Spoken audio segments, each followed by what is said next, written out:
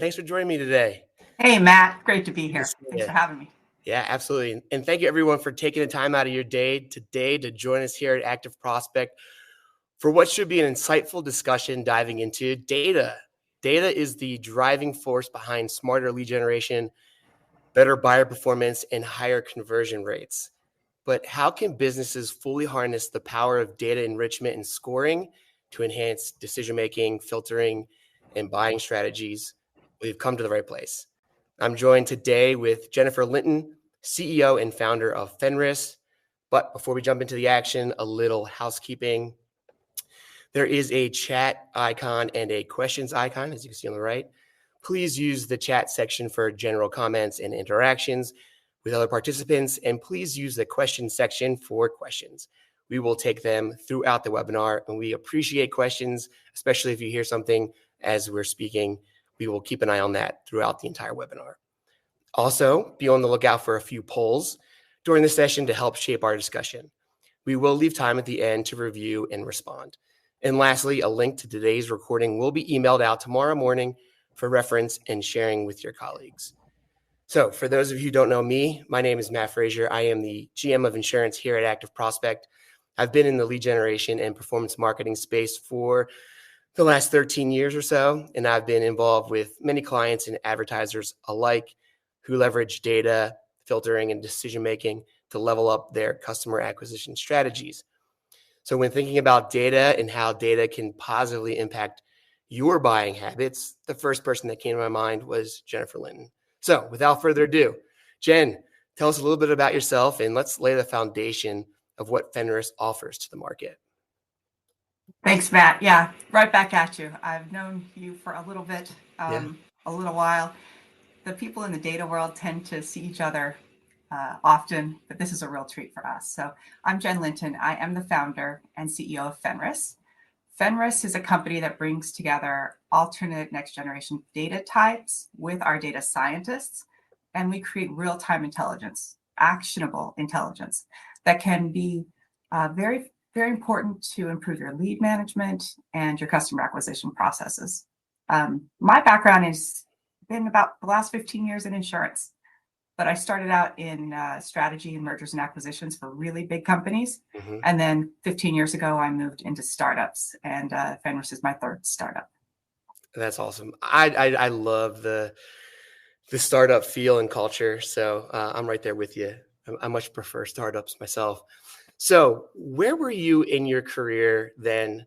And what drove you to come up with Fenris in the first place? Was there a aha moment for you that said to yourself, hey, this industry is missing something and I know what it is? Well, I wish I were that prescient. I honestly just had the same problem that I think a lot of people still feel today. And it was back in 2010 when we were launching a company from scratch that was an insurance carrier called Elephant Insurance. It's alive in about 5 states today. And so coming up with everything from the very beginning, my job was I had a really big marketing budget, and I was tasked with bringing in good quality leads that would keep our agents busy, keep the phones ringing, and keep the bell ringing for sales. And that's a big problem to do from scratch. And I really wished at that time, I remember going to some of the more traditional data providers, and there was no differentiation. There was no competitive advantage that was available to us. And I think at that point I realized, there might be better ways to do it, but the technology wasn't there at the time. Even the data sets weren't available at the time. And so I just kind of filed that away and came back to that when I launched Fenris, because it's a problem that I've been wanting to tackle for a few years. Yeah, and it's really interesting, especially as a buyer of leads, right? Conversion rate is everything when you're looking at your spend and what you're trying to back into. And so much of that information, and we're going to dive into this throughout the entire webinar. This will be a reoccurring topic, but so much of that data that you're buying, which is consumers putting in their own information, right?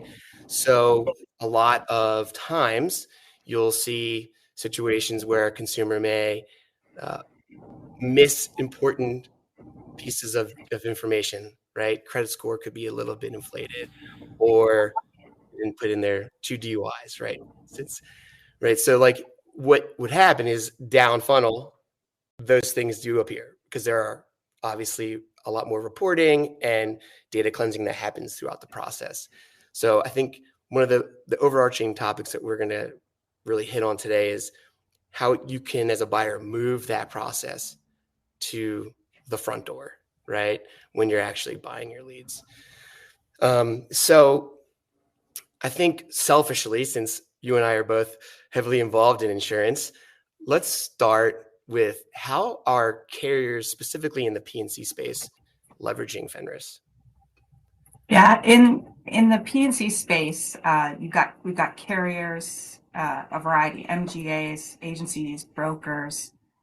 We also have marketplaces and even other insurance intermediaries like embedded insurance providers that are connecting into our API. They are provisioned for one of our 20 or so data products that we have across auto, home, and small business. And they're using us for primarily 2 reasons. The first, as you mentioned, bringing information into that acquisition process earlier than ever before. It has been typical in insurance to have really robust data. Yeah. But that data is often applied, in my opinion, far too late to be useful in the distribution phase because it's coming in during the underwriting phase when there are some pretty significant investments that have been made and getting that lead to that point, right, with rate call 1 or beyond. And so that's one of the areas they're trying to push that exploration and discovery of the data to earlier through our pre-fill products. The second way that these carriers and other MGAs and things like that are using us is for our predictive platform. So we have a very creative approach, I believe, in patent pending, which is pretty exciting because we took a unique approach in that we have these tremendous data assets and we built the machine learning layer on top of that, and clients can leverage and augment their own predictive analytics capabilities by calling to us. We maintain their models and help deploy those in the cloud so they uniquely can pull out their scores and their insights in real time. And then in that sense, they can optimize every single step of the customer acquisition journey for better close rates, for better lifetime values, better cost of acquisition, better lead buying. So there are several different places where they plug us in. Yeah, and it's within insurance, and we'll kind of broaden the scope out to other verticals as well. But to stay here for just a second, there are so many different methods at play in insurance, and you're right. There's robust, way more data when you're looking at what consumers are comfortable putting into a lead form. But you have clicks, right? Super clicks. So clicks with data, embedded. We're now moving into rate call, right? So you're getting quotes shown to the consumer.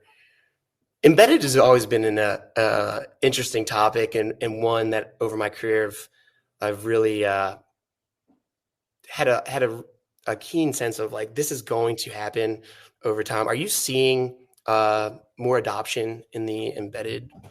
And we can kind of, for everybody that doesn't know, we can kind of dig into what that means. But I do want to take a minute. Yeah, there was a lot of hot discussion around what embedded actually means. But for purposes of this call, and anyone wants to come at us, we can fight over that definition later. But we tend to think of it as a shared purchasing process. So a good example is many of our clients pursue this as a way of bringing down their total cost of acquisition through these affinity plays. Yeah. So if you're servicing mortgages, it's a great time with the mortgage to get the home insurance play that's required. And then why not? Why not try for the bundle, right, at the same time to get home and auto? So that's a nice way in which you can kind of lop off that traditional cost of acquisition that could be up to 1 time the policy premium value. And you can significantly get better close rates and a more trusted process through those shared purchase processes.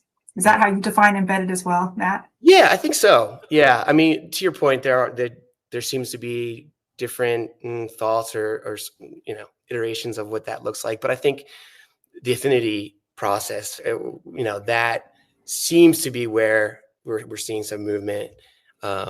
So yeah, I just wanted to touch on that real quick because that's always an interesting topic for me. But let's broaden this conversation now to other verticals, right?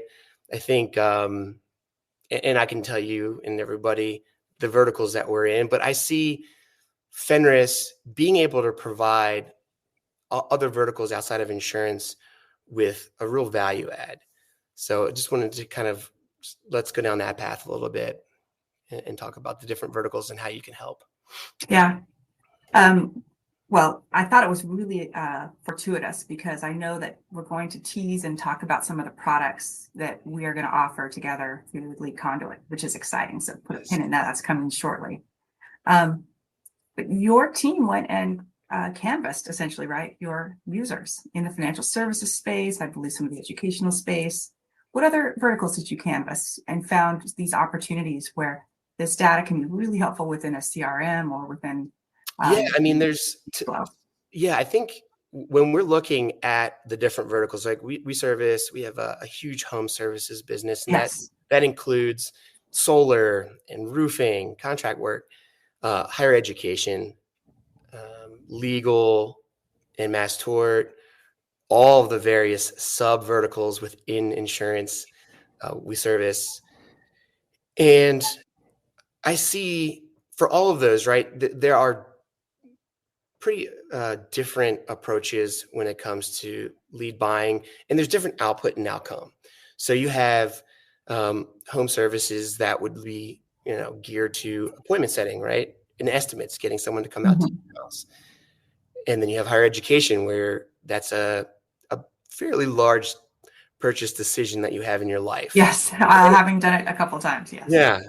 and then you have insurance, right? Where it's 6 months to a year, you're looking at your car insurance going, I need to shop this around. I think I'm paying too much, right? So in all of these verticals, you have different levels of purchase and the decision to purchase, but they all start with a consumer who's interested, or potential consumer who's interested in a product or a service, and they are putting in their information, right? So I can see, if we talk about mortgage, right? I think I didn't even mention FinServ in that, but mortgage lenders, a perfect example, with credit scores and their house and their income, right? These are things that can be bundled into the payload at time of purchase of that lead, so that they can understand who's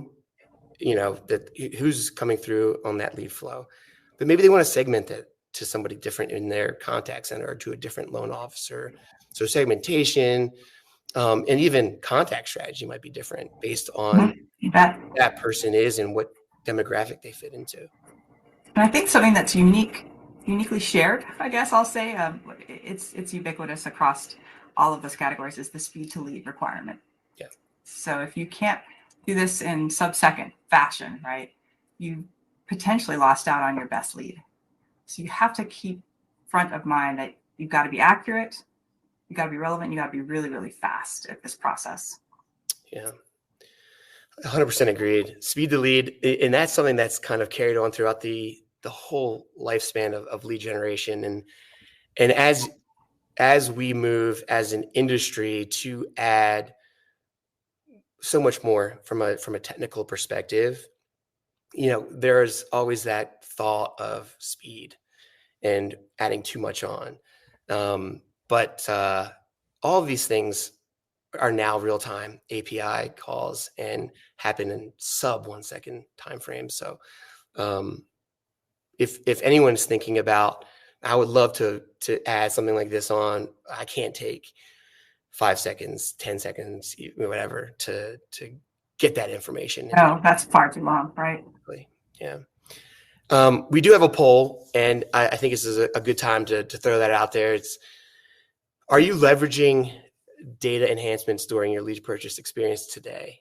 And I think that'll be a good indicator of getting a gauge of how people may be using data already. And so, I can't wait to see. Yeah. And while we're talking about that, I want to move into a little bit of the LeadConduit conversation now. So let me just move this over. So LeadConduit is Active Prospect's integration platform, providing buyers a seamless and efficient ability to connect sellers, marketing partners, and third-party solutions to enhance lead distribution, filtering, and real-time decision-making. The beauty of LeadConduit as a buyer is you can add important steps into the lead buying process before you even purchase the lead. So think duplicate checks, trusted form, TCPA checks, API or AP, insights data, for example. Additionally, and this is exciting, we offer a curated marketplace to enable powerful add-ons like Fenris to your workflow process. So a huge benefit for buyers, especially in the insurance space, but anyone, is you can leverage LeadConduit's marketplace to easily add on third-party services like Fenris without the hassle and time it takes to procure those services directly. We also offer BYOC, bring your own credentials. And Jen, I think this is a really exciting time, right? To add Fenris into that marketplace. In LeadConduit's marketplace, you as a buyer can add customer 360 and property details to your workflow. So let's take a little bit of time and dig into what each of those are. And let's start with customer 360. Yeah, to me, it's very exciting to see a platform like LeadConduit. I really wish something like that had been around. So kudos to you guys for putting that together. I didn't have something like that around when I was buying leads. It's just before that time. But this is I think the unparalleled advantage for customers that are using LeadConduit is you already do have a good ecosystem of add-ons. And so the customer does not have to create a separate relationship with any of those providers. And indeed, it's just added on with a click, which is fantastic. So this is really easy. It's usage-based. You can use it as much or as little as you'd like. There are no long-term commitments to using the data. So it's a great way to just test it out, try it, and see the lift that you get. So we decided with your input on what your customers across all your verticals were looking for, we chose our first two products for LeadConduit. And the first one is a pretty broad customer 360. I think it just disappeared. Did it come back for you guys? On the screen. Yeah, there it is. Yep. Perfect. I mean, I know what it is, but you guys may not. So with customer 360, what we take in is we need the name and address of the individual. Behind the scenes, Fenris has a backbone of the number changes from week to week, but it's around 260 million adults, 130 million households. And so with that name and address, we've created a really good matching capability. So Matt can match back to Matthew Fraser, right? We've got all of that capability to bring that back and take what was essentially a big search down to one record. Mm-hmm. Once that's matched, there's 4 things that happen. We're cleansing and verifying the address. This is important for good hygiene within your system. So if it's going to be put into a lead management flow for remarketing, retargeting, if you want to use it for pre-fill or even for CRM, all of those things, you have to have really good quality data to start with. The second thing that happens is there's individual demographics. So you'll get information on that individual related to their marital status. Are they a definite or probable homeowner or a renter? How long have they been at that location? Very helpful as you talked about your home services group, because I noticed there's a question that's like, what data strategies for the different verticals? And that was one that sort of popped up as really interesting for the home vertical, right? To know a little bit more about the age or tenureship there. Mm-hmm. Then we go further and we give you the household demographics in this data product set. We'll let you know how many generations are living there and the age bands of the children, and identify up to 20 hobbies. In the old days, these hobbies used to come because of magazine subscriptions. Nobody does magazine subscriptions anymore unless you're my husband, who still gets a few running magazines. But for the most part, those are your online affiliate groups and other sources of data. And then the fourth category you're getting with Customer 360, this is really helpful for those in the financial services industries. You're getting the financial wherewithal of the household. So we exceed not just the individual, but this is returned on a household basis. Mm-hmm. The income, the net worth, and liabilities, including mortgage data, up to and including the name of the title company, the lender, balances and things like that. So that's all aggregated under one single poll. You don't have to go multiple places to get that data. And you can take as much or as little as you'd like, but it's all at a set price. So that's part of that innovative approach, right? There's no more nickeling and diming. There's a set poll. And from that, you can get a pretty good, robust view of who is that customer on the other end of this contact. Yeah, and I really do love that we were able to get this into a bundled payload. And for those of you who are interested in exploring this, getting that data pulled in and appended to the lead, that is what we're talking about, right? And then pushing that into your CRM. So you may have to have a couple additional fields added to your CRM to handle these different pieces of data, but all of that would come over to your CRM. So you would have them on a lead by lead basis. Excellent. The second one then is property details. And this is an aggregation, there's about 3,200 give or take counties in the US, and each one of them has their own process at a local level of the assessor collecting the information for taxing purposes. So this is fundamentally a part, but not in totality, some of the sources for the property details, so public data. Again, we start with cleansing and verifying that address, so good hygiene going in. It helps with your deduping and things like that later if you've been really cautious and proactive about getting good data on the get-go. Mm-hmm. Building characteristics like the square footage, the type of construction, the year it's built, roof, those are really helpful in the home insurance space, right? Because that's the questions you try to ask a homeowner just to start to qualify them. And oftentimes, getting a third-party validated source can be slightly more accurate and more streamlined than even asking the individual. Something people like about us is we'll actually include if there's 3.5 baths. We don't tell you there's 4 bathrooms, but we're giving you some more information about the half status. So that's a little bit more nuanced and helpful. And then there's the valuation records. This is for the market and the assessed value. So you're getting a land and an improvement value. If anyone's ever checked their tax bill from the county, oftentimes they'll break down your residence into those two, and that helps you see over time more information on that house, and the mortgage data is included there as well. So that's that data package that's coming right on through in totality, like you said, as a payload. So you can pick up as much or as little as you'd like. Yeah, that's fantastic. And I could just see that as such a value add, specifically if buyers today are getting short form data, or even within even full form data, they may be missing a bunch of those data points that could be easily added on and added to the CRM as well. So decisioning can happen in all of those places, right? Well, yeah, absolutely. If I know up front, there's 3 things that really just improves your customer and your agent experience. You don't have to go through the questions that you can validate.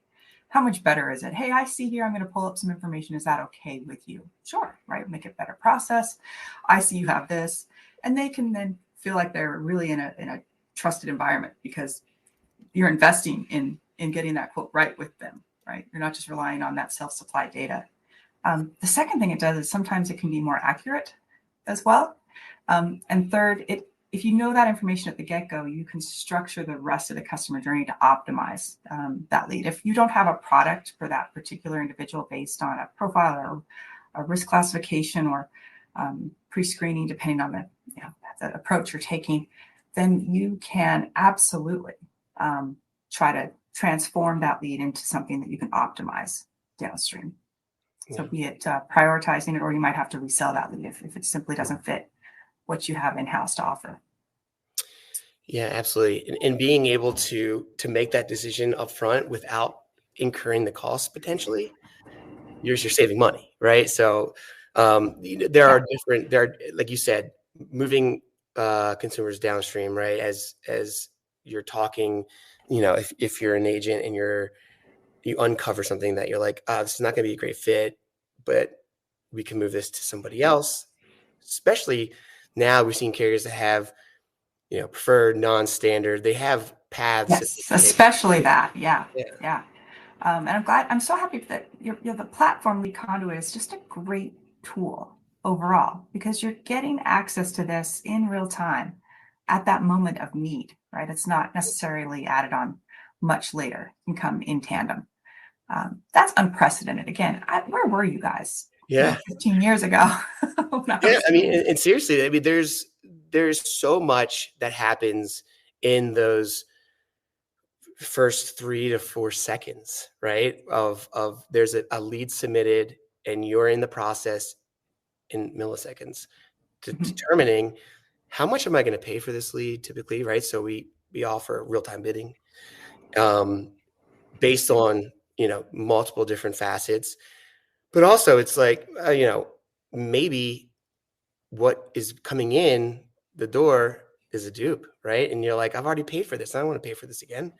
Right. And 10 times out of 10 times, a consumer doesn't want to be called this with the same offer just because that lead is being sold multiple times. So it's really it's a gatekeeper, if you will.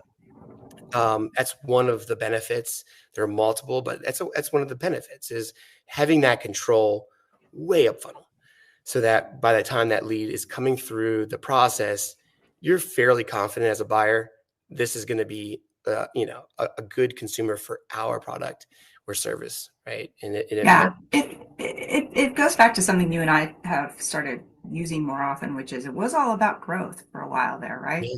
And then it was about no growth. Yeah, I mean, yeah. And now we're back to growth, but differently in a way that'll be profitable. If you look back 5-6 years ago, it was pedal to the metal growth, right? It was let's get as much volume as you can. We're going to work it. And that's okay. And then throughout COVID, so many external factors came into play and consolidation happened pretty quickly. And so everybody kind of shifted their thinking to profitability, period. Yeah.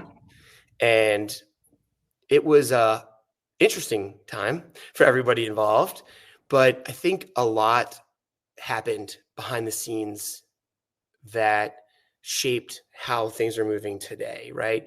I think it gave everybody a moment to pause and look at what they're doing and how their buying strategies exist.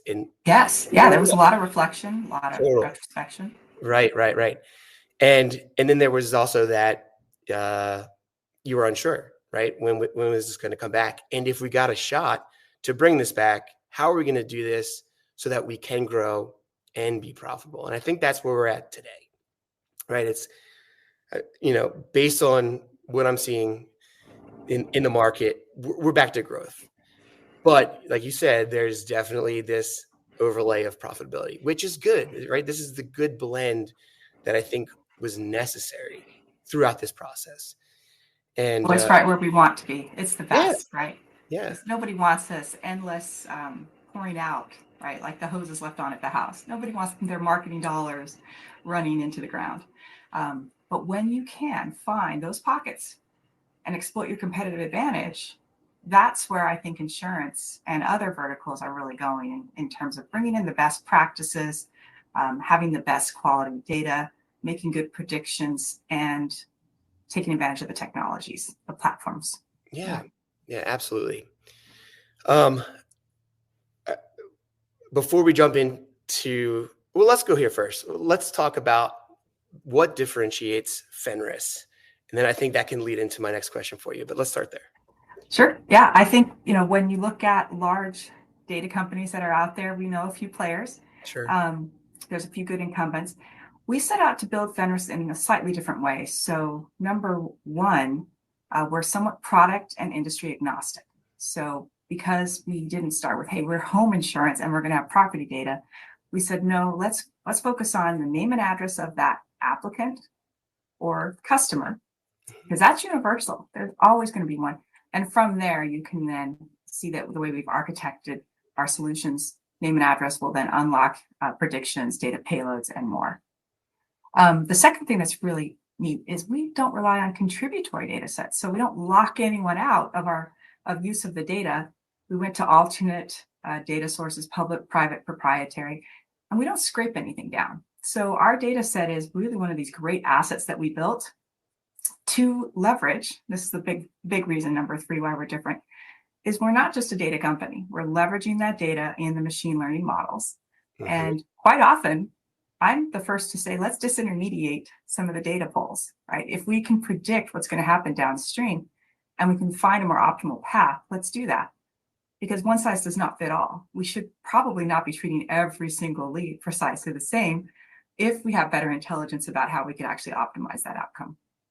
I'm glad I asked the question the way I did, because that was the next point, right? Is everybody's talking about AI and machine learning. What are you guys doing there?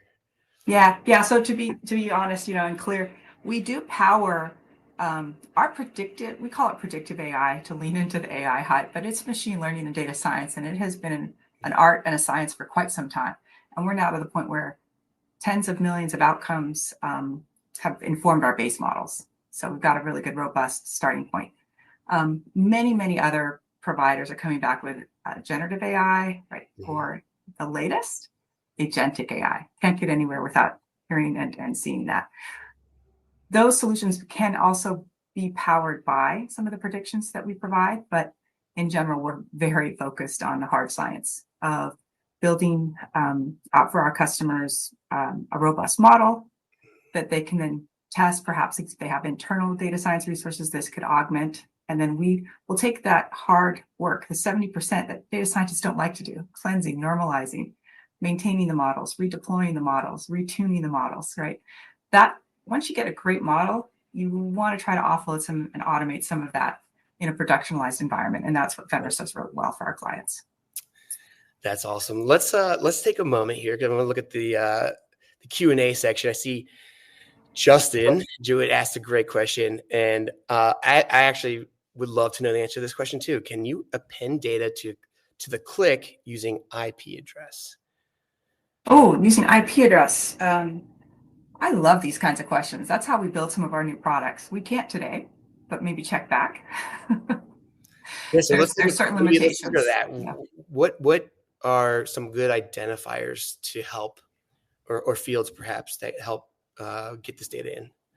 Yeah, for us, there are bridges over. Like if let me start with what we do. We do name an address. We also do anonymized scoring. So if you prefer not to move into like some of that basic data that we have, right, that helps with the fields, we can also base it off of information that might come as part of that lead form. So we can just model based on that self-submitted data. But it is always a bigger lift when we're able to implement some of our data, name and address. Clients have come to us and said, I have a telephone number. Telephone numbers are tricky because of some of the restrictions and the cell phone use. At best, you're going to get a percentage. You're never going to get a really high percentage, but maybe you can get 50, 60% to bridge back. And then once we get the name and address, then we can go from there. So, with IP address, that's pretty challenging. I will say it would be something definitely to look into. I'm happy to always look into that, because we're always continuing to get better and better, but it's not something we offer at this moment. Yeah, thanks for the question, Justin. That was a great one. When we talk about data enrichment and pre-fill, right, I think it immediately sends me to like super clicks, for instance, right? And for those of you that have heard the term, welcome. For those of you who haven't, I'll gladly explain.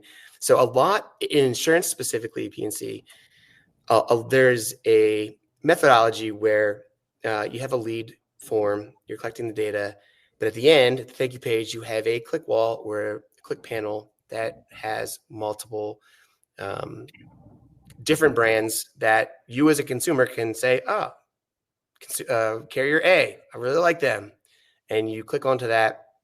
Your information that you've already pre-filled goes into the environment, which is the carrier's lander typically, where they will collect any additional information.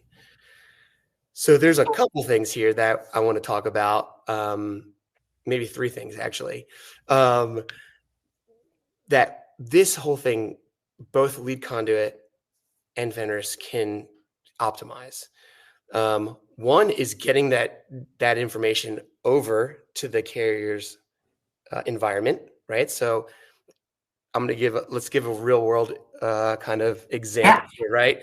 I'm at lunch and I'm like, I just saw my insurance policy, my insurance, and I'm like, I'm paying way too much for this. I need to shop. It's going up. It's tough. Yeah. So like at lunch, I'm shopping, putting my information in, and then I get to one of those click walls and I'm like, let me just see what this, and within those click walls, sometimes there's what they call one quote.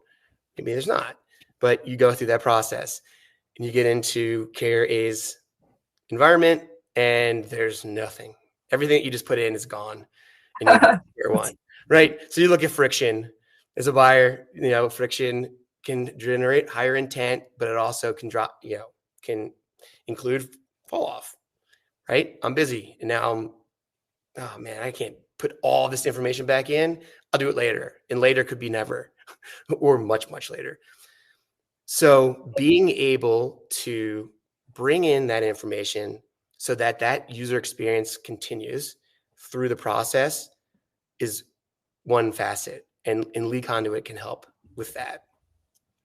The second is that's when we can also append additional data so that can even lower the number of fields that me as a consumer would be going through and filling out.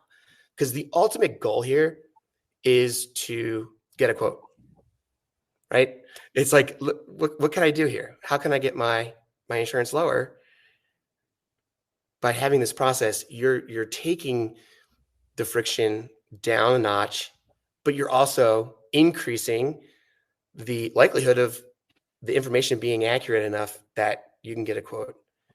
That's just one of the examples that I think about when I think about clicks and super clicks. But the same applies to leads. Yeah, if someone has, I mean, this is a no-brainer for me. If someone has already said, I have a preference for your brand, right? And let's say you're able to assess up front, yes, you've done some segmentation or pull the score. Yeah, we think that we've got a product that's in the family of what they can buy. So we want this. If you look at some of the stats of our clients that do use the pre-fill, right, to augment and streamline that quoting process, they're getting a 4x completion rate by telling the consumer, hey, we're going to invest in this experience for you, and we're going to pull from a third-party data set. And they're like, yes, let's do it. Let's do the fast track method. And they were, it really does help with the abandonment and the feeling that a customer has once they've already picked your brand is, hey, we're looking out for you. Can you imagine how that then in their brain sort of extends as well to how it will be to be a customer, right? If you can meet them where they need to be. Yeah, it's a really great point. So let's, unless you want to dive into any of that further, we can shift gears a little bit to. Yeah, I think you did a great job covering that. Okay, that's a really good point. So lead scoring, man, I know this is an exciting topic. I've heard multiple different verticals and companies within those verticals exploring lead scoring in a multitude of different ways. It could be contact strategies, nurturing, close, like whatever that is, bind or product sold. But let's talk a little bit about the mechanics of lead scoring and how lead scoring can create cost savings, efficiencies, better customer experience. You bet. Yeah. So what we have to do when we start out is lead scoring is a pretty well understood term in our industry. And we actually were off-site last week and a customer visited with us and they said, we scored leads. And when they broke it down, what they said is, if you own a home, plus 50, because they're creating their in-house model, right? If you have multiple cars, plus 20. If you don't have any accident, if you have an accident, minus 10, right? Sort of a thing. And putting that together created a rule-based lead scoring methodology. Now that is certainly better than nothing because that gives you a sense for you're attracting hopefully the kind of customers that you want. But what it lacks is the sophistication that's available now through dynamic modeling. So what we did is we actually thought to ourselves, there's got to be more. Number one, we want to use more information than what's just submitted on the form. Mm-hmm. And that's where that data asset comes in that Fenris has, because all of those data elements, it was something in the trillions of data features that we have, because we were calculating it, number of rows by number of fields. Anyway, we're very transparent and open about what we leverage in those models. So carriers should never be concerned. We're insurance people. We do understand a lot of the sensitive areas, and those just don't need to be part of the model, right? They just don't need to even be in there, even though this is in the distribution space. So that's important. But yeah, you can actually create really good custom models, and I call it custom, but it's on a platform that's automated and repeatable. So here's a good example. We have clients that come to us and say, we have an in-house model. We want to test yours against our in-house model because it's maybe onerous, or maybe it's not getting tuned as often as it should. We're thinking that there might be a better way to do it. Not that the old way is not working, but we think that there's more optimization to pursue. So that client could come to us, and what we would ask to do is, until we can't do it anymore, we will keep doing it until we're inundated. But we do a free POC. So we essentially say, give us a month of your data, just the name and address and the target variable. This is the key. So what are you trying to optimize for? Are you trying to optimize for close rate? Are you trying to optimize for bundles or lifetime value? Are you even reaching further and trying to optimize for lack of churn? Like, are they still there, right, to renew after the first term? As long as you have that target variable and you can associate it back, we will bring our data to bear. And usually within a week or two, we're back with your first model. Version 1.0, again, complementary. It's a good example. That's the top left one there. So we've trained the model using our base models, and we're able to create quintiles, 5 buckets. So when that lead comes in, you're getting a 1 to 5 score. And look what happened. We held back that model. We held back 20% of the data from that model. And that's the second one. So this model was trained, and then it sees data it's never seen before, and it scored it. And yet, look at how accurately it predicted the outcomes. So essentially, a client came to us, and great example, we're at a 14% close rate today, but we'd love to see if we can improve that by prioritizing and doing some different workflows and configurations, that really emphasize those with high propensity to buy. Every 1% improvement in close rate, millions in premium. So it pays for itself very quickly. Happy to do a quick look for any customers that want to see what does that latest machine learning layer look like. How does Fenris differentiate itself in offering more value than just the data, right? So this is I hope to see a few different inquiries on this, because it's really a no-risk look at what you could be doing. Yeah, that's fantastic.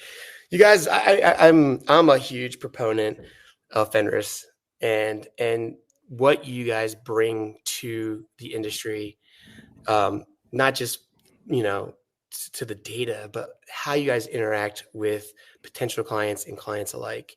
So for that, just give you kudos. Right back at you. You guys are terrific. Yeah, thanks. I do want to throw out a poll here, just so it's out there, and that is: are you interested in continuing the conversation to learn more about LeadConduit and Fenris? So if you want to fill that out, we'll keep that open for the rest of the webinar. All right. I think do you want to bring anything else up? Because I want to jump into LeadCon. If not. I'm super excited. I mean, who wasn't excited about Vegas? Well, maybe a few people. We do it a lot. But yeah, if you are attending LeadCon, let us know in the chat. We would love to meet with you and continue the conversation. We will both be in attendance along with the rest of our companies. I think we have a really good amount of coverage this year, so it should be a great show. So we're also excited to announce, Jen, that between Active Prospect and Fenris, we'll be holding a happy hour at the lobby bar on Tuesday. Happy. So awesome. I think it's got a casino night theme too going. It does, yeah. Which is fitting given that it's Vegas and the odds are for us. And it's at a great location right near the elevator. So if you're there, RSVP. I think we might share the invite in the chat if we have it. If not, we'll make sure we get it to you. But it's 4:30 to 6:30, I believe, and it'll be like-minded people all talking about this stuff, and also just be great to meet you. So yeah, just a little bit of a casual get together there. yeah, perfect. Are there any other questions we see in the Q&A that we want to jump on? I think we don't get to all of them. I'm sure we can write. Yeah, we could probably write something afterwards. And while you're looking, I will also plug. I will be joining a panel at LeadCon with LendingTree and Gainsco for a deep dive into all things impacting the insurance industry, from compliance to tariffs. Ever changing, I'll tell you. So it's going to be a great session to join. That sounds exciting. Yeah, it's always something, I swear. That's one thing. This is never boring. It's never boring. No, it's never boring. All right, cool. Well, Jen, I appreciate your time today. It was fantastic to see you and talk to you. And I hope that everybody found this to be an interesting conversation and leads to further conversations. Thank you. You and your team are top notch. And in terms of where we're headed and what's going next, I'm glad we could tease a few of the ideas, but I think also smart about that over the next couple of years.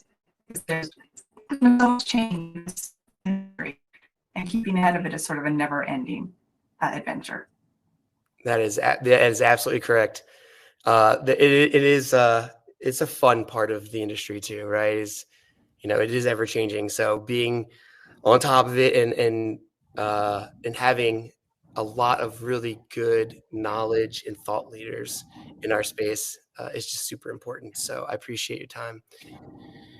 And a big thank you to everyone for taking the time out of your day, for participating in this webinar. Your questions, interactions help these webinars come to life. And thank you, Jen, for providing some really great content. I hope you all are walking away with a better understanding of how you can leverage data to level up your lead buying strategies. Please mark your calendars and join us on Tuesday, April 8th for our next webinar. This one from the home services perspective, state of the industry, live from LeadCon. So we'll have a link in the chat to register for that. And lastly, if you would like to continue the conversation, please reach out to us via the contact us link that is in the chat or by answering our polls. Again, thank you to everyone. Have a great week, and we will see you next time. Till then, thanks.